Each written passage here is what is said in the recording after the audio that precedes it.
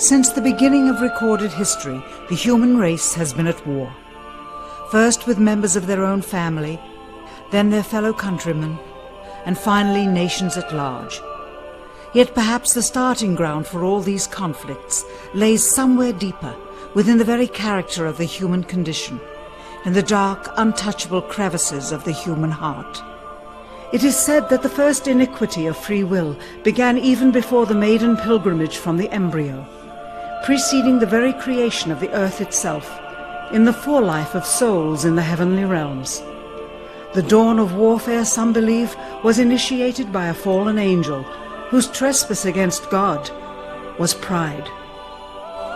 In ancient Babylonia, in an age so long ago that the exact millennium remains in question, the Tower of Babel began construction. It was to be the single greatest achievement of the human race. A tower so tall that its summit would reach the heavens, and by it prove to the world that their race was superior. It would be God's irony that it would never be finished.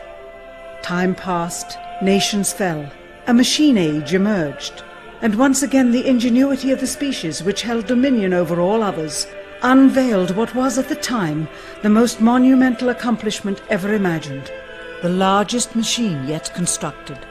An automation so mammoth and so revered, even before its first demonstration, that its only befitting name was Titanic. On April 10th, 1912, it set sail. It was boasted to be the ship that God himself could not sink. It would be God's irony that the very element that was meant to keep it afloat would cause it to sink. Water, frozen water, in the form of an iceberg. Not even one voyage did it complete. And then the next age embarked into the annals of human history, perhaps the last age, the space age. Competition for victor was unparalleled. Powerful nations spent billions in unabashed rivalry to outdo the other. The Soviet Union launched the first orbiting satellite, the first animal, the first man. They had logged 500% more hours in space than the United States. And in June of 1969, they launched an unmanned probe to the moon to retrieve the first soil sample from another world, just 1 month before Apollo 11. That's how close the race was. Had their unmanned probe not crash-landed into the lunar surface, the first moon rock brought back to Earth would have been by the Soviet Union. Richard Nixon, president at the time, had this to say about the latest work of the human hand. It is the greatest week since creation, the greatest event since the laying of the foundation of the seas, since the origin of the universe itself, since the design and formation of the delicate human eye through which all these things are perceived, was a flying machine with its 2 passengers landing on its closest celestial neighbor and returning from where it came. Perhaps again God's irony lies somewhere within this great boast of humankind. The building of the tallest tower for the sole purpose of standing out among the races was never finished. The machine that was so great that it was said to be untouchable by even God never completed its first voyage. And finally, the crowning achievement of humankind, the greatest boast of the species, the event in human history most associated with pride in our own accomplishments, landing on the moon. 20 years later, and years behind schedule, the same space program couldn't put into Earth orbit a telescope with a lens that focused. And yet 2 decades earlier, a mission 100 times more complicated worked on its first occasion. With close scrutiny of the motives of the zealous Nixon administration, a critical examination of the entirely government-controlled press coverage, and newly discovered footage of the crew of Apollo 11 staging part of their mission, we wish to detail what may come to be the greatest government conspiracy of all time. A funny thing happened on the way to the moon.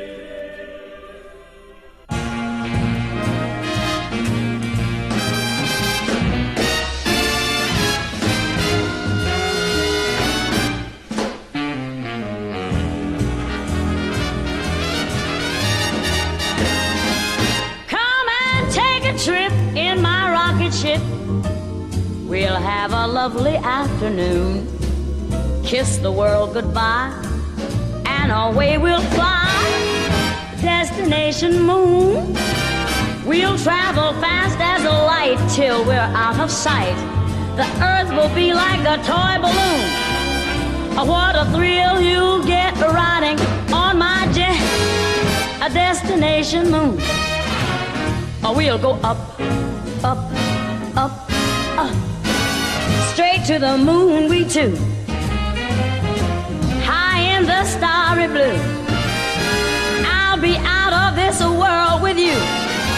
So away we'll steal in my space mobile, a supersonic, a honeymoon. Leave your cares below, pull the switch, let's go.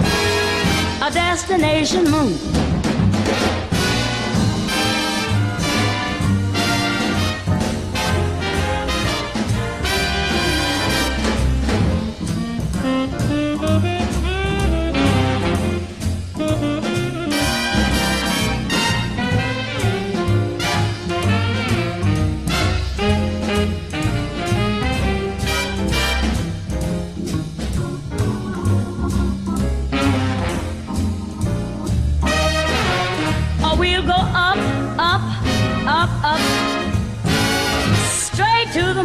Too.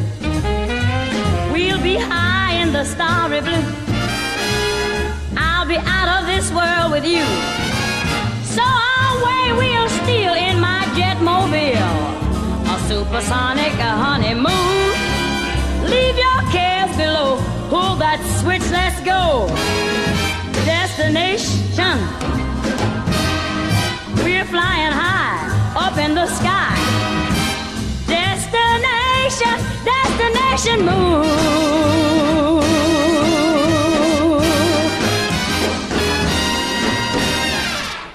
Dr. von Braun, how would you say we stand in relation to the Russians, and do you think we can ever catch up? I'm convinced that in the space field, the Russians are ahead of us, particularly in large weightlifting capability. And that at the moment, the problem is not so much to catch up, but first build up the working speed that they have already demonstrated. After we are running as fast as they do, there's still a considerable gap to close, and only the future will tell whether we'll manage to close that gap. We cannot and will not ever get into this race as we should, so long as all of our objectives are short-term objectives. We've got to have no finite end to our objectives. The end of our objectives should be as far as we can see at any given time. But right now, we need a 10 to 12-year program that has as its ultimate goal the manned domination of space. And if we don't, we're going to be in trouble.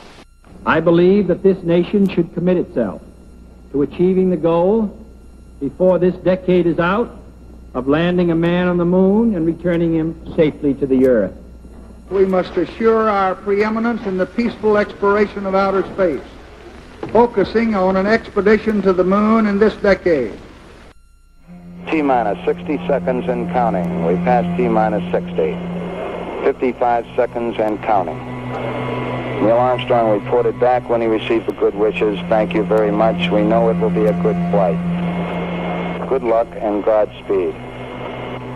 40 seconds away from the Apollo 11 liftoff. All the second stage tanks now pressurized. 35 seconds and counting. We are still go with Apollo 11. 30 seconds and counting.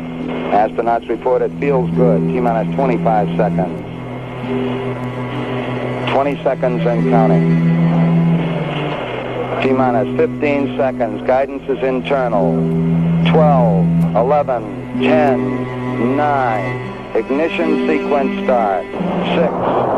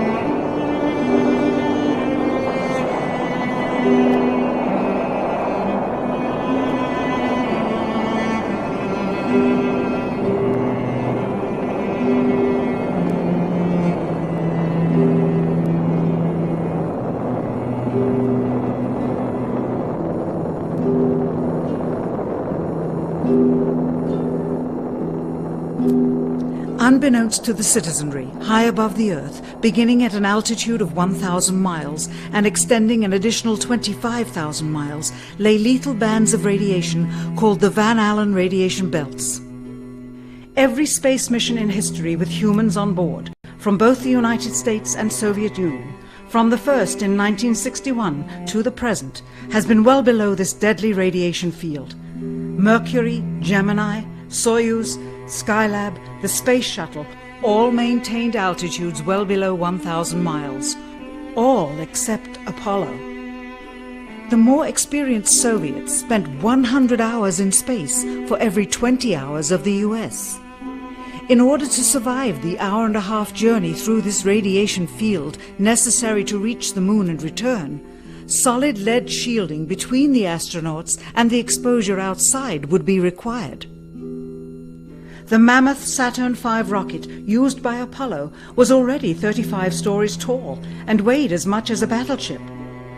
To add additional tonnage in the form of a lead barrier completely surrounding the crew members would have made it impossible for the vehicle to get off the ground.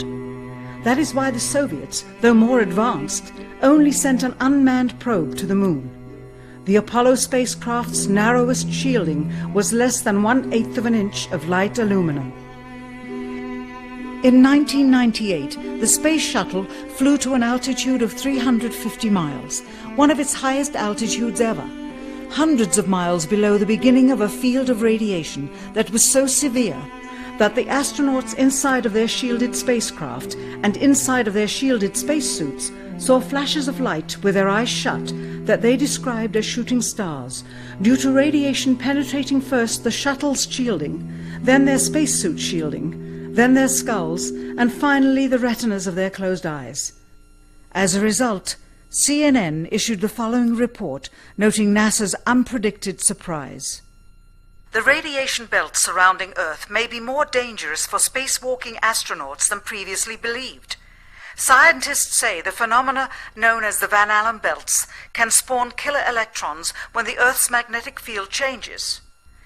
These electrons that are being studied could have an important effect, not only on satellites, which has happened in the past, but could also affect the astronauts by creating large doses of radiation that could influence their health. The electrons can penetrate through various materials, including spacesuits, and can pass through, in fact, the walls of the space station, and can create high charges deep inside of these objects. President Kennedy, a man of political, not scientific background, set the irrevocable goal of landing a man on the moon by the end of the 1960s, just days after America's first astronaut had spent a mere 16 minutes in space, not even achieving a single orbit around the Earth. We choose to go to the moon in this decade and do the other things, not because they are easy, but because they are hard. We take an additional risk by making it in full view of the world. But as shown by the feat of astronaut Shepard, this very risk enhances our stature when we are successful. The technology necessary to launch the massive Saturn V rocket and an intercontinental ballistic missile is 95% similar. When the Soviet Union launched mankind's first satellite, Sputnik, in 1957, there was grave concern that they had mastered space ahead of the United States and might use this advantage to launch a first nuclear strike from an orbit high above North America. When they also put the first animal in space, then the first man in space, then achieved the first spacewalk, the first crew of 3, and the first ever of 2 simultaneously orbiting spacecrafts, Concern turned to fear and then horror as America watched their communist enemy achieve all these firsts with no hope in sight of ever catching up. President, a member of Congress said today that he was tired of seeing the United States second to Russia in the space field. I suppose he speaks for a lot of others. What is the prospect that we will catch up with Russia and perhaps surpass Russia in this field? However tired anybody may be, and no one is more tired than I am, it is a fact that it's going to take some time, and I think we have to recognize it. They secured these large boosters, which have led to their being first in Sputnik and led to their first putting their man in space. We are, I hope, going to be able to carry out our efforts with due regard to the problem of the life of the man involved this year. But we are behind. If it was impossible to better the Soviets in the space race, which was really a race of technological armaments, what could be done? How could America offset the threat of superior weaponry? Throughout the history of rivalry and war, astute generals of lesser armies than their counterparts have used deceit and misinformation as a method to achieve victory. In World War II, for example, columns of inflatable tanks were placed at locations afar from Normandy to draw German forces away from the real location of invasion. The Star Wars missile defense program rigged tests to make it seem more advanced than it really was. That's the conclusion of the General Accounting Office. The aim was to fool the Soviet Union about US military readiness during the Cold War.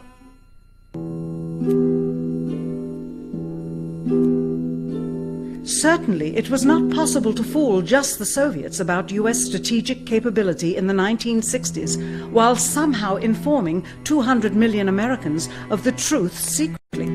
In order for them to believe the United States had the capability to go to the moon, everyone would have to believe it. Furthermore, the pride of a nation was at stake, and the goal of a martyr, not to mention the growing unrest domestically of a government throwing tens of thousands of lives away in a foreign war riddled with contradiction and ambiguity. In addition, the Apollo program had already spent billions of dollars.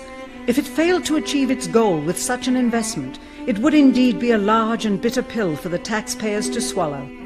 The cost of the program, whose sole goal was to be the first to plant a flag on the lifeless rock just outside the Earth, if adjusted for inflation to the 21st century, was $135 billion. With a profit margin of just 7%, this would be equal to over $9 billion profit going to the privileged contractors chosen by their friends at NASA. If the machinery was in fact only achieving Earth orbit, as other earlier missions had already done, then the completion and functionality of the other components would not have been as important, and even more profit would have been made. $135 billion could feed 2 million people for their entire lives. It could also buy 2 million two-bedroom houses. Yet how could such an undertaking be kept secret, and for such a long time? To the latter, one needs only to remember that an unsolved riddle 6 years older, the assassination of President Kennedy, still daunts the minds of the vast majority of Americans. As a parent of a conspiracy, as his assassin being assassinated himself, the truth of the matter has still escaped history. In keeping a secret of the magnitude of the Apollo missions being fraudulently created, one turns to the Manhattan Project for comparison. Surreptitiously building the first nuclear bomb during the early to mid-1940s involved 129,500 people over a 3-year period. Yet the secret did not get out. A quarter century later, the art and technology of espionage inevitably improved, narrowing dramatically the number of players in the know of a large clandestine operation. Just 1 year before the first mission to the moon, NASA launched the Tetra satellite, specifically designed to simulate flight data coming from the moon, so that the ground crews could rehearse the landing, much as the astronauts did in their own simulations. Had it not supposedly fallen back to Earth, all that would have been needed during the actual flight would be a repeat of one of these computer programs, with a few original variations, transmitted to the satellite for rebroadcast to Houston.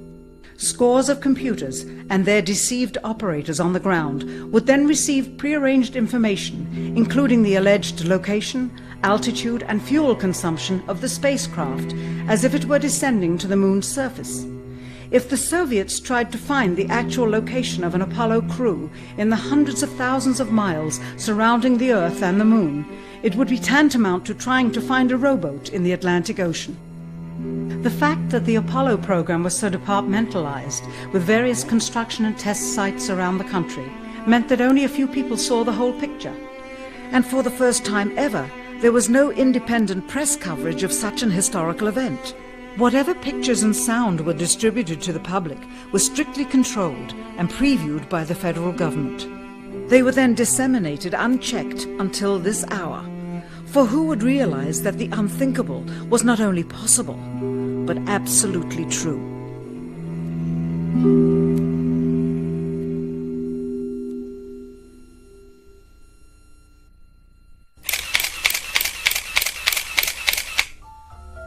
And what of the photographs?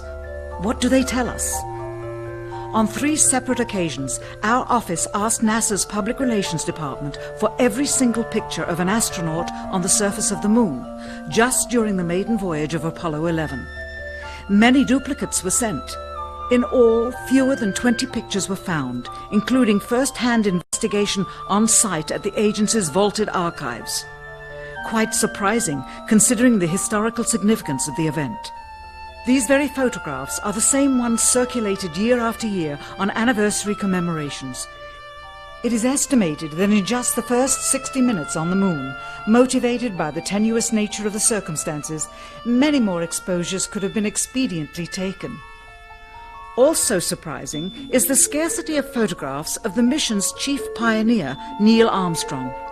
The greatest achievement in human history, and of the man whose first step echoed around the world, dawning a new age of scientific enlightenment, there is only one full-body picture of him on the moon, besides this ghostly reflection.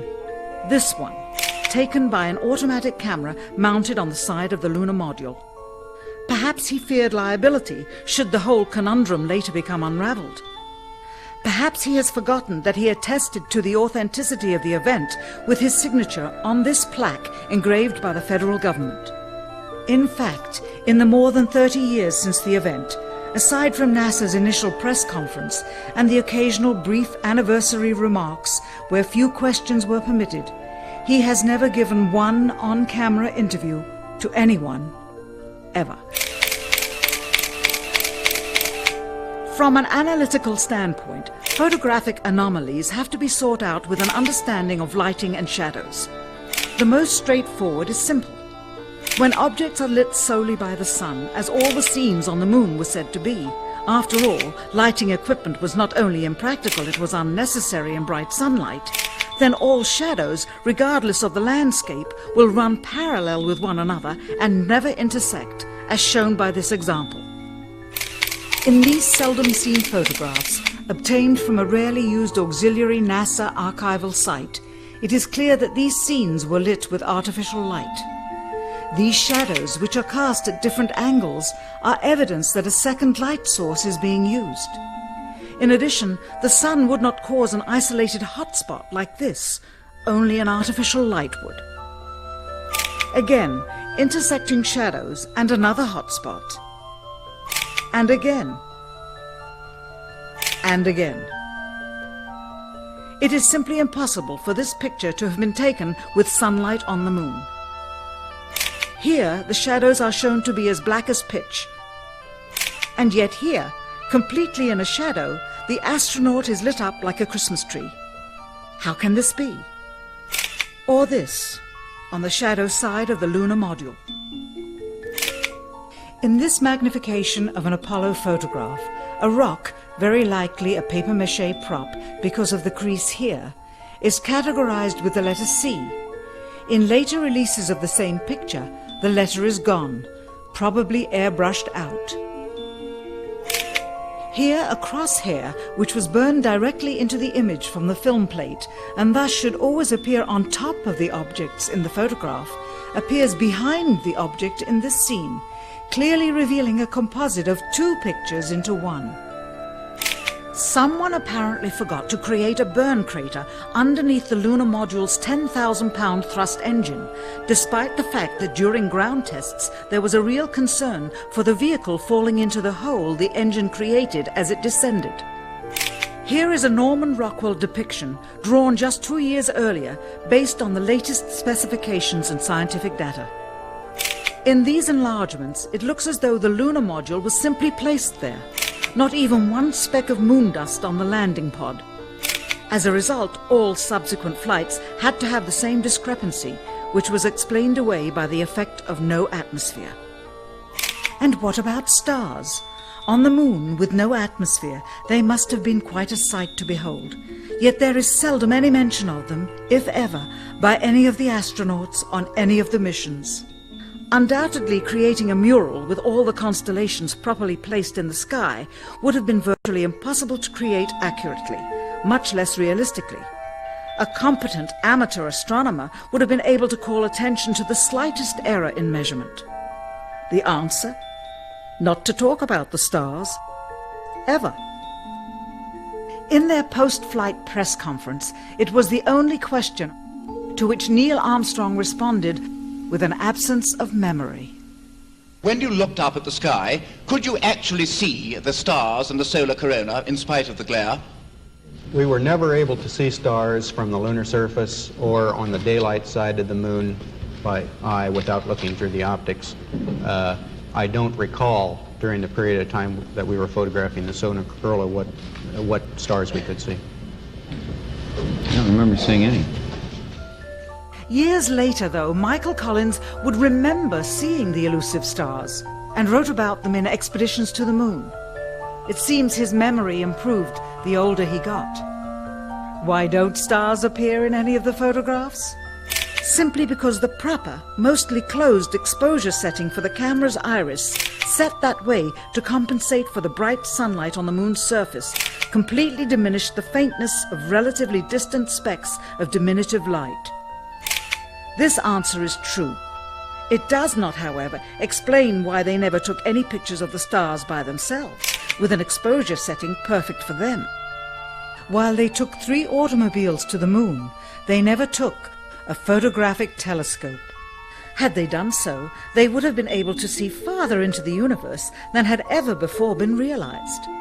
If they had taken a telescope and were not actually on the moon, they would have had to concoct undiscovered galaxies that might one day prove to be non-existent. The cost of the 3 moon rovers in 21st century currency? Nearly $60 million each, though they had fewer parts than a Jeep. Where was all this money going? Then there's the flag, blowing in the wind, at least twice, on the atmosphereless moon. We can only guess that most of the missions were staged inside for fear of possible aerial or satellite reconnaissance from an unfriendly nation. The backpacks, designed for 1/6 gravity, must have had the cooling systems removed to allow for movement without falling over. With very near and hot studio lighting, that left one hot astronaut inside. Assuming that it was the astronauts inside, after all, their faces were always covered. The necessary mammoth amounts of air conditioning were probably responsible for the air current. Here the editor cuts to a still shot of the flag, just as the effect becomes noticeable. Here it is unchecked.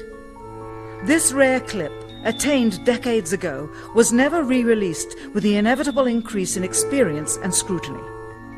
To demonstrate 1/6 gravity, a bouncy, floaty feel to the astronauts' movements would be similarly achieved with relative simplicity. Slow motion. You are viewing the scenes as they aired more than 30 years ago. Now let's look at them with the speed doubled. It becomes discernible that they are, in fact, in Earth's gravity, and are no more leaving the ground than they would on Earth. It is clear from these rarely seen color television pictures that the crew of Apollo 11 brought a high-resolution color video camera with them on their mission, yet the only pictures broadcast live from the moon's surface were these from a low-definition black and white camera. In fact, the networks complained because in addition to this, they were forced to shoot the images, second generation, off of a projection TV of the technology of 30 years ago, and were not even allowed to take a direct feed, which further degraded the quality and clarity of the images. Perhaps this was precisely what NASA and the federal government had in mind. After all, it was a first, regardless of where they were. Better to open up their debut mission with fuzzy pictures and numerous blackouts, rather than show too much revealing detail of a false scene that was yet unproven. And finally, the element that seals their fate. Of all the footage of Apollo 11 requested from NASA over a 5-year period, one gem was discovered just before the completion of this documentary. An old reel received by mistake. It contains the raw or unedited footage of the crew of Apollo 11, Michael Collins, Edwin Aldrin Jr. and Neil Armstrong, staging part of their mission for nearly an hour in living color, with exceptionally clear behind-the-scenes audio of conversations discussing the techniques used to achieve a disingenuous picture depicting the Earth at a distance, in order to falsely demonstrate their far journey from it and their ability to survive passing through the Van Allen radiation belts. It cannot be misconstrued that this staging was done for some other reason prior to the mission, for the reel itself is slated and dated July 18th, 19th and 20th, 1969, the very days of the mission when they were said to be approaching and achieving lunar orbit. Furthermore, it is apparent they are in genuine zero gravity aboard the actual spacecraft, necessary to convince the mass media of their authenticity, just not any further than Earth orbit, as you will see. In this never-before-seen or heard footage, not only is the radio conversation between the astronauts and Houston Control audible, there is a secondary, private conversation taking place between the crew and a third confidential party, prompting the astronauts with what to say, when to speak, and how to effectively manipulate the camera to achieve the desired misleading effect. NASA claims that the Houston transmissions were the only ones taking place with the astronauts. Listen now as Houston Control initiates a conversation with the crew, only to find them too preoccupied with the behind-the-scenes trickery to respond. Moments pass and the oversight is picked up on by the clandestine third party, who quickly prompts them with talk. Immediately, Neil Armstrong speaks. Hello, Apollo 11. Houston, Goldstone says that the TV looks great. Over.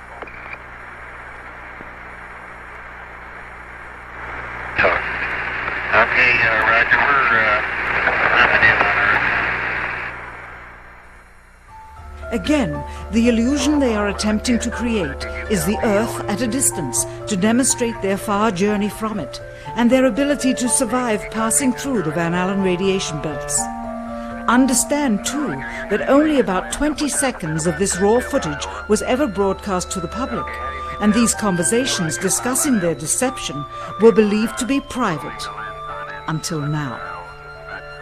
Here they discuss that these television transmissions were in fact not broadcast live as everyone believed. They were first screened and edited for playback later. Roger, Neil. We just wanted a narrative such that we can, when we get to playback, we can sort of correlate what we were saying. Thank you very much.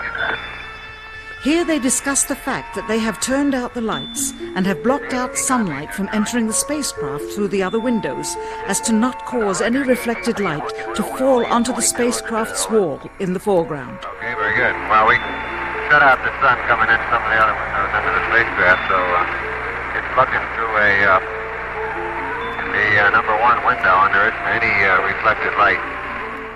The reason this was done is so that the truth of the matter would not be revealed. It is this. Though the federal government would have you believe that this is a view of Earth from a distance out of the spacecraft's window as it nears the moon, it is not.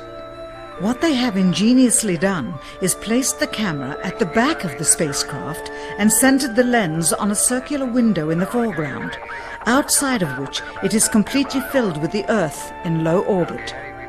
The circumference of the window then appears to be the diameter of the Earth at a distance, with the darkened walls of the spacecraft appearing to be the blackness of space around it. That is why they wanted the interior dark and blocked out the sun from entering through the other windows. Here you can see the extruded window, probably 2 inches thick at the bottom. This is because the Earth's shine is coming in at a downward angle. It also causes the Earth to appear to be an irregularly shaped circle, for you are seeing the outside of the window at the bottom and the inside of the window at the top, which together form 2 different sized halves of a circle. Subsequently, this take was never used. As they perfected the shot, a crescent-shaped piece of black material was inset slightly into the window to create the illusion of the Earth's terminator line dividing night and day. It is uncannily convincing. During this segment, intended to be edited and played back later for the worldwide television audience, dated July 18, 1969, Neil Armstrong condemns himself as he states that he is 130,000 miles out, or halfway to the moon, as the NASA flight log also states on this date, when he is in reality in low Earth orbit of a few hundred miles. Roger, Houston, Apollo 11. Calling in from about 130,000 miles out. Here, during another segment, also intended to air after review, Neil Armstrong falsely explains to the viewers how the shot is attained by putting the camera's lens to the window's glass, as it would have to be if they were the claimed distance away from the Earth. We only have one window that has a view of the Earth, and it's filled up with a TV camera. If the window was completely filled up with a TV camera, as he stated, then an astronaut's arm would not be able to get between the camera and the window, as it obviously does here in this outtake. South America becomes invisible just off beyond the Terminator or inside the shadow. You can also notice how the astronaut operating the camera reacted to the mistake by attempting to pan away from it. Blue gas, see white bands of major cloud formations across the Earth. This is a segment that they believed wasn't even being recorded, much less suitable for broadcast, for the lens was being zoomed out and the scene was being changed to that of an interior of the astronauts at work, and apparently the stop button popped back up on the recorder without notice. Here is the diffused work light that they used to see camera controls, but not throw light onto the spacecraft's wall. Here they remove part of the crescent insert.